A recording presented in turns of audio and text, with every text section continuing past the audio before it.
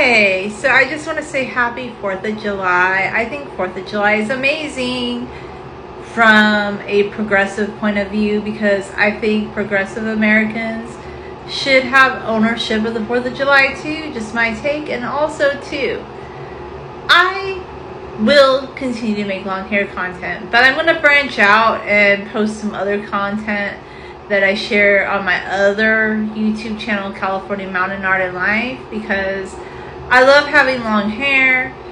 I have a channel just because I want to share the joy of a long hair journey, growing my hair super long a second time, well, third time actually. This is the third time in my life that I've had super long hair, and it's not even super long yet, and I'm going to continue to grow it long. I know sometimes on YouTube there will be women that'll be like, oh, you should get a professional cut. That's definitely not happening. Like, I guess we're supposed to leave every single comment that somebody criticizes us for or like makes a recommendation, but here's the thing. I don't have like a TikTok channel or a YouTube channel asking for advice on my style and fashion. I know what I like. I know what I like to wear. Everything I wear and everything I like is what I post. And that's why, like, sometimes even though I might make a parody of like the real princess treatment, it wasn't about what that lady wore or that she lived in an apartment. I think some of the criticism of her is actually unfair. Like, I think that people look a little petty when they're criticizing her for living in an apartment, because there's some really expensive apartments. I think people are being a little petty when they criticize her for wearing certain types of outfits that might have floral designs. I wear what I like. That's not what I thought was strange. What I didn't like, personally, was she made a video saying that women shouldn't order for themselves and that they shouldn't speak for themselves at a restaurant.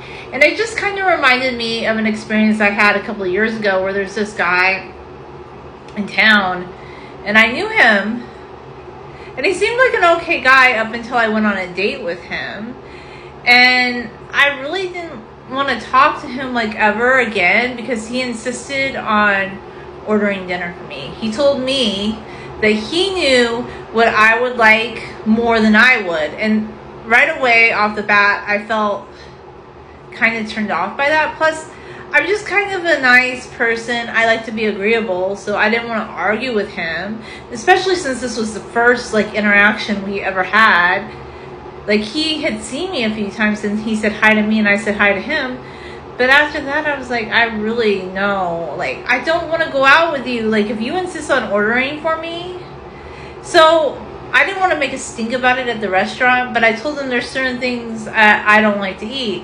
So, he insisted on ordering, but I don't think he noticed that I didn't really eat what he ordered.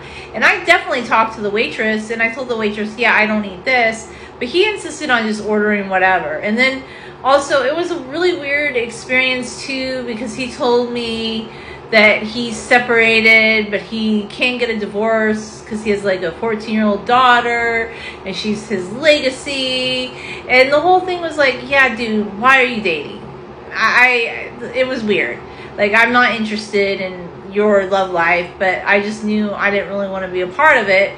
So the only reason I made like a parody video about the princess treatment video is because I think women should, like, I should have probably stood up for myself more in that moment and said, no, I'm ordering this. Or I should have got up and Ubered out of that situation.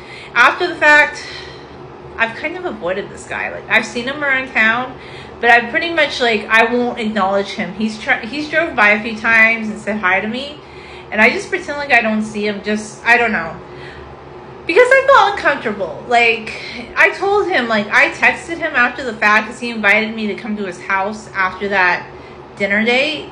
And I texted him a couple weeks later and said, you know, I don't feel like we have anything in common because you insisted on ordering for me. And I'm just not into it. I'm not into men that think that they can order for a woman, or a woman not, you know, being able to speak for herself, even though at the time I did talk, and I did talk to the waitress, but yeah, I was just like, no. And I also thought too, maybe this guy is separated because he used to order for his wife and she doesn't like that. There were other things too, just about the interaction where we are not on the same page, but yeah, men ordering for women, without their consent, it's kind of weird. That's what I think.